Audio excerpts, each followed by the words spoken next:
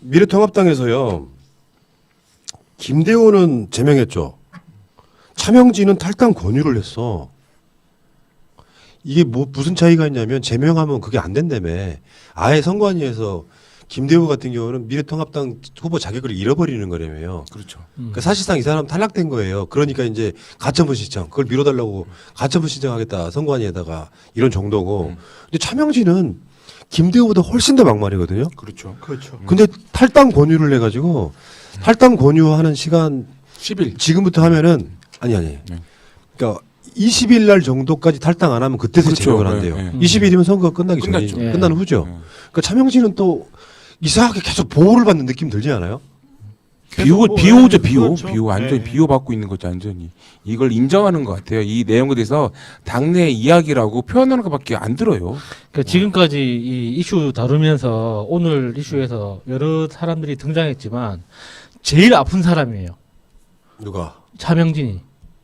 그 병원에 가야지 선거에 왜 진짜 나와? 제일 아픈 사람이에요. 그러니까 빨리 병원에 보내야 되는데, 그러니까 4월 20일이 되면은 어차피 4월 16일 아침에는 어차피 자기 결과가 나올 거기 때문에 뭐 병원에 가든지 집에 가든지 어디인가 뭐 쳐가겠지만은, 그러니까 진짜 이건 정상적이라고 보기 힘들어요, 이 사람은. 그리고 이 차명진 같은 경우에 이 막말이 더 좀 악질적인 게 구체적인 피해자가 있어요. 이거는 뭐 30대 중반이 40대 뭐 이런 말이야. 구체적인 피해자가 없고 좀 막연하다고 하면 차명진의 막말 같은 경우는 정말 구체적인 피해자, 그것도 국가가 한번 보호해줘야 될 당사자들을 구체적 피해자로 만들어 보이는 거거든요. 이거는 뭐 고소 고발한다고 해도 충분히 성립이 가능할 것 같고, 그리고 이런 정도 수준의 막말을 탈당 권유 정도로 끝낸다는 거는 어떻게 보면 뭐 그 당의 수준을 생각해 보면 적합할 수도 있긴 한데, 이렇게 국민의 입장에서 정치를 바라보는 입장에서 저런 정치 조직이 있다는 것 자체가 부끄럽죠. 그러니까 희한하죠. 이게 웃기다고. 김종인은 그거 보고 혀를 끌끌 차는 거야. 그렇죠. 저 사람은 어차피 우리 당 사람 아니다. 근데 사실 지금 윤리위 같은 경우는 황교안 사람들이거든요.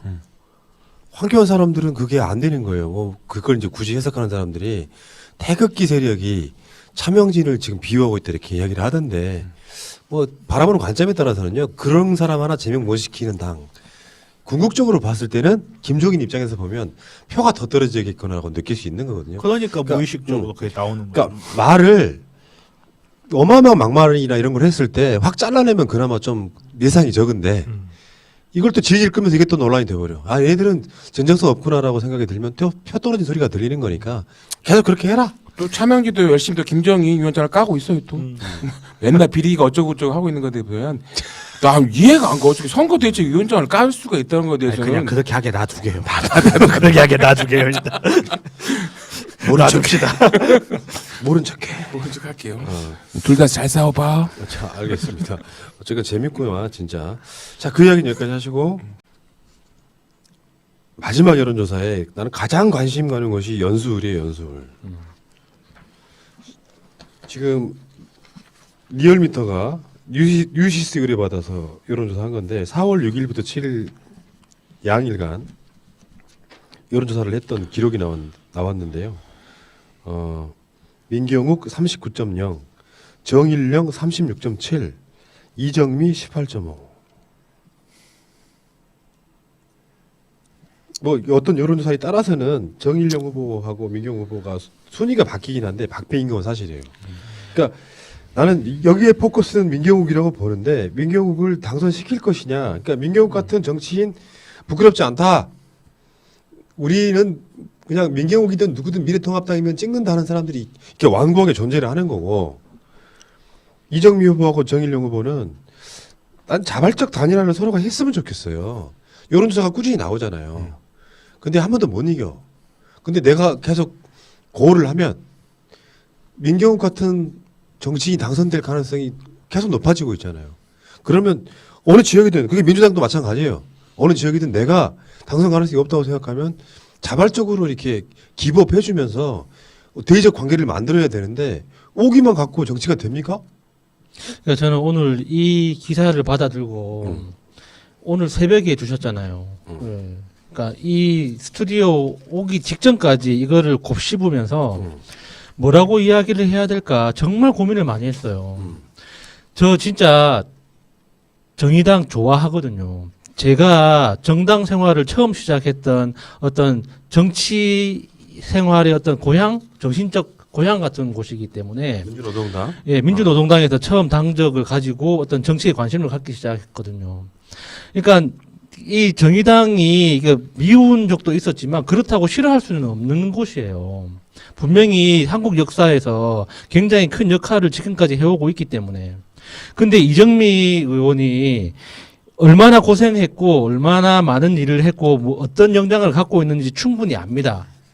그런데 이게 지금 시점에서 만약에 앞으로 21대 국회에서 국민들이 민경욱의 얼굴을 다시 볼 때마다 누구를 생각하겠습니까? 이정미. 그러니까 저는 이정미 의원이 정말 큰 정치를 지금 한번 해야 된다고 생각해요. 단순히 현역 의원의 자격을 유지하는 것만 정치가 아니라 푸나님이 항상 말씀하시잖아요. 국민들 마음속에 빚을 지우라고. 이럴 때 진짜 크게 한번 정치를 크게 한번 하세요.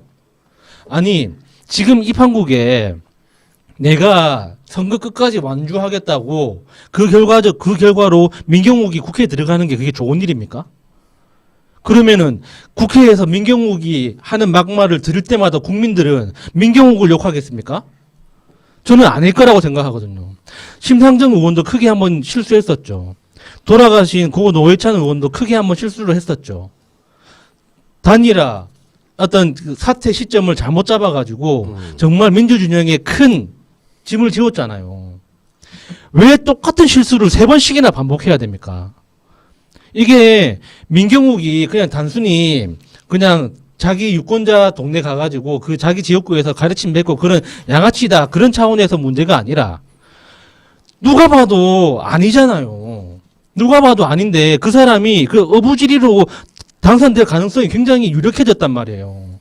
근데 여기서도 끝까지 내가 완주를 해야지 내 지지자들과의 약속이기 때문에 난 끝까지 가야 된다. 그러면은 그 약속 때문에 민경욱의 얼굴을 다음 국회에서 봐야 되는 거예요?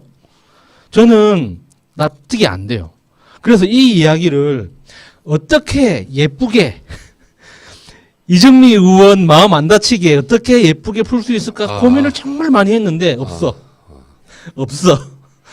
그러니까 제 이야기는 그만하자 그거예요, 진짜. 그러니까 이게 이정미 의원 표 같은 경우는 이정미 의원이 거기서 다져놓은 표예요. 내가 봤을 때 이거는. 그렇죠. 그러니까 네. 몇 년 동안 다져놓은 표인 건 맞아. 그러니까 지지자들도 이정미가 떨어질 거 알면서 찍겠다는 표예요. 그렇죠. 그걸 알겠어. 끝까지 완주하는 게 어떤 진보 정신에 뭐가 어떤 게 남아 있을지 모르겠습니다만 정답이에요. 내가 사퇴함으로써 어떤 악인의 당선을 막는 그 빛이 남이 나중에 어떤 식으로 보상받습니다. 근데 결국에는 내 고집만 갖고 뭔가를 해서 그러니까 끝까지 완주해가지고 이룰 수 있는 게 없다고. 그렇잖아. 인천 연수울에 정의당과 가까우면 민주당이 더 가깝지 미래통합당이 더 가깝습니까? 가치나 어떤 결에서 봤을 때는 그럴 때는 딜을 한다 이런 차원을 떠나가지고 스스로 사퇴함으로써 민경욱의 낙선을 위해 내가 사퇴하겠습니다. 하면 현역 의원 이상의 나는 가치가 있는 거예요. 자, 그 부분도 저는 성사를도 마찬가지라고 보거든요. 민주당 후보가 뭐 지금까지 여론조사 여러 번 나왔는데 떨어진다 그러면 양보해도 된다고 생각해요. 최소한 저들의 확장은 막자 이런 차원에서는 뭐 이게 이제 고도의 전략이 있긴 해요. 그게 정의당과의 비례정당 경쟁이라는 게 있었잖아요. 이 과정 속에 좀 나빠지는 어떤 그 서로 간의 사이도 분명히 작용을 하는 것 같고요. 하나 더 있다. 최근에 분석에 의하면은 위성정당 논란이 내부적으로 지지고 볶는 느낌이 있잖아요. 두 당이. 그럼 진짜로 그 표가 정의당으로 가요. 그런 논란도 있더라고. 맞습니다. 그 실제로 분석이 이렇게 나오더라고요. 네, 연수울이 그 송도잖아요, 송도. 송도라는 신도시인데 저도 가보고 저희 누나도 거기 살고 있지만 거기가 어떻게 보면은 진보 샤이 진보도 많이 있는 데거든요. 보수와 연관되는데 이정명이 조금만 양보하면 진짜 우리가 좀 다시 우리 쪽이 나왔으면 좋겠습니다, 진짜요.